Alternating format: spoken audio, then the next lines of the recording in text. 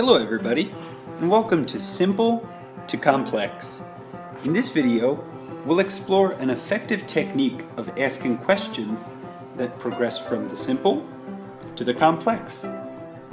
But before we get started, here's a joke to increase your zen. What did the Buddhist ask the hot dog vendor? Make me one with everything. Like a good lesson plan, effective questions initially engage students' thinking about a topic in contained and concrete ways, and then push them to think more deeply and more broadly. In the process of answering narrower and more focused questions, students begin to activate their memory of relevant facts and details to support their opinions. They have time to develop and reflect on ideas, turning them into insights before they're called on to share them in public. As a result, they will likely answer broader and deeper questions more factually, more insightfully, and more confidently, and with the willingness to take a greater risk, because they have already seen themselves succeed at initial questions. Here's an example of how this technique might look in a classroom. In a typical sequence, you might ask a few fact-based questions to ensure that your students understood the facts and the details of what happened. Moving from simpler to harder, then you might start asking questions that ask students to evaluate and prioritize that information. After that, you might move to a few questions that ask students to apply their ideas more broadly.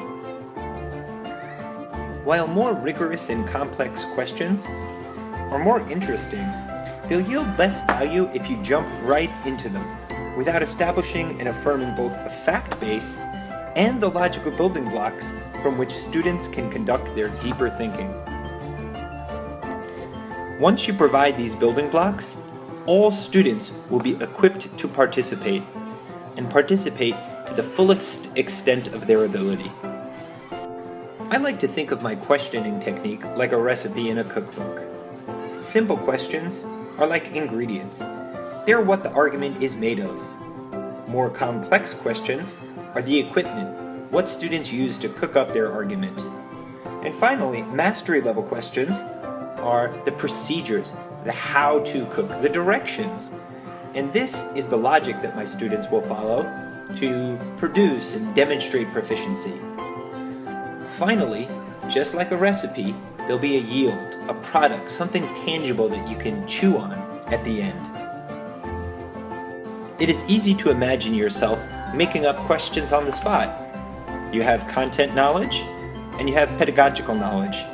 However, in order to ensure that you are going from simple to complex, you should lay out a roadmap of questions that you will follow during your classroom instruction.